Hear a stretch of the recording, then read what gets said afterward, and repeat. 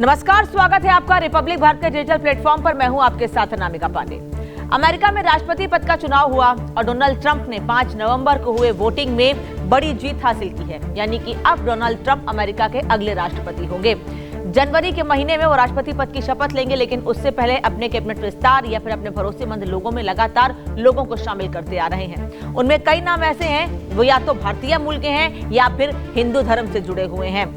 दरअसल Donald Trump का हिंदू धर्म के प्रति लगाव या हिंदुओं के प्रति उनकी आस्था इसके पहले समझी जा सकती है, क्योंकि बांग्लादेश में जब हिंदुओं पर लगातार हमले हुए उसके बाद बाहर तो छोड़िए, हमारे देश से भी किसी नेता ने हिंदुओं का समर्थन करना मुनासिब नहीं समझा। लेकिन डोनाल्ड ट्रंप ने बांग्लादेश को 2-2 कह दिया था कि राष्ट्रपति बनने के बाद वो बांग्लादेश को सबक सिखाएंगे और ये बताएंगे कि कैसे उन्हें हिंदुओं का सम्मान करना है। और एक बार फिर डोनाल्ड ट्रंप ने हिंदुओं का सम्मान करते हुए, यूं कहो कि अब हिंदू धर्म में अपनी आस्था दिखाते हुए एक ऐसी महिला को अपने भरोसेमंद लोगों में शामिल किया है जो इसके पहले दूसरी पार्टी में थी, लेकिन अभी पिछले दिनों वो डोनाल्ड ट्रंप की पार्टी से जुड़ी और ट्रंप के सबसे विश्वसनीय लोगों में शामिल हो गई हैं।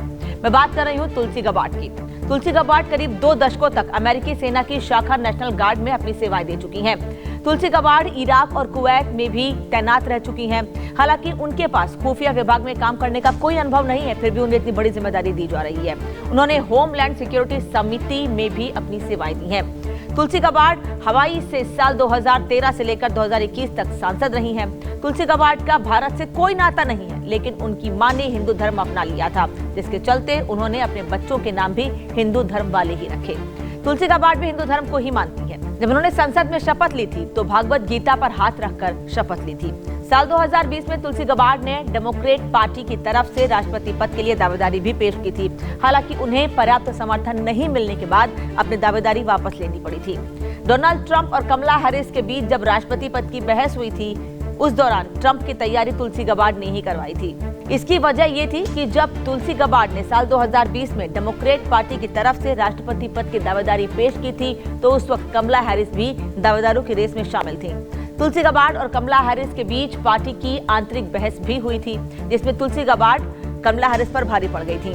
तुलसी गबार्ड ने अपने जवाब से कमला हैरिस की बोलती बंद कर दी थी। यही वजह रही कि जब ट्रंप और कमला हैरिस के बीच बहस होने वाली थी, तो ट्रंप की तैयारी कराने वाले लोगों में तुलसी गबार्ड भी प्रमुख रूप से शामिल थी। तुलसी गबार्ड को ट्रंप ने नेशनल इंटेलिजेंस का डायरेक्टर बनाया है। पूर्व डेमोक्रेट तुलसी ने बाद में ट्रंप को सपोर्ट कर दिया था। ऐसे में उनकी नियुक्ति एक बड़ा फैसला है। सेना में तैनात रही तुलसी एक डेमोक्रेट के तौर पर 2020 के राष्ट्रपति चुनाव में उतरी थी। मैंने पहले भी आपको बताया, असफल रही। 2022 में डेमोक्रेट पार्टी छोड़ दी। इसके बाद उन्होंने ट्रंप के लिए कैंपेनिंग की। वो अब सबके सामने हिंदू धर्म का पालन करती हैं और मंच से राम राम भजन भी गाती हैं। एक सबसे बड़ी बात यह है कि लोगों को यह लगता था कि तुलसी गबार्ड भारतवंशी हैं, लेकिन बता दें आपको कि मैंने पहले भी बताया कि तुलसी गबार्ड भारतवंशी नहीं है। उनके नाम से कंफ्यूजन जरूर हो जाता है लोगों को। लोग उन्हें भारतीय मूल का समझ लेते हैं, जबकि उनके नाम के पहले शब्द का ओरिजिन हिंदू है। गबार्ड का भारत से कोई कनेक्शन नहीं है। उनकी मां ने हिंदू धर्म अपनाया था, इसीलिए उन्होंने अपने बच्चों का नाम हिंदू धर्म के मुताबिक रखा था।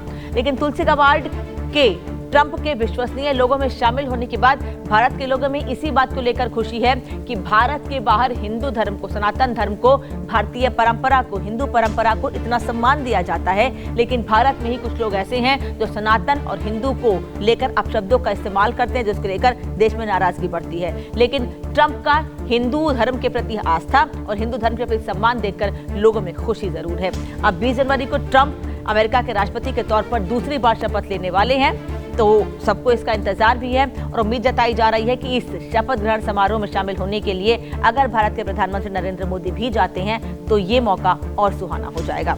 इस जानकारी भरे वीडियो को लेकर आपका क्या कहना है?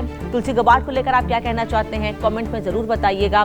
और ऐसे ही जानकारी भरी वीडियोस के लिए, तमाम इन्फॉर्मेशन के लिए रिपब्लिक भारत के डिजिटल प्लेटफॉर्म को सब्सक्राइब करना ना भूलें। नमस्कार।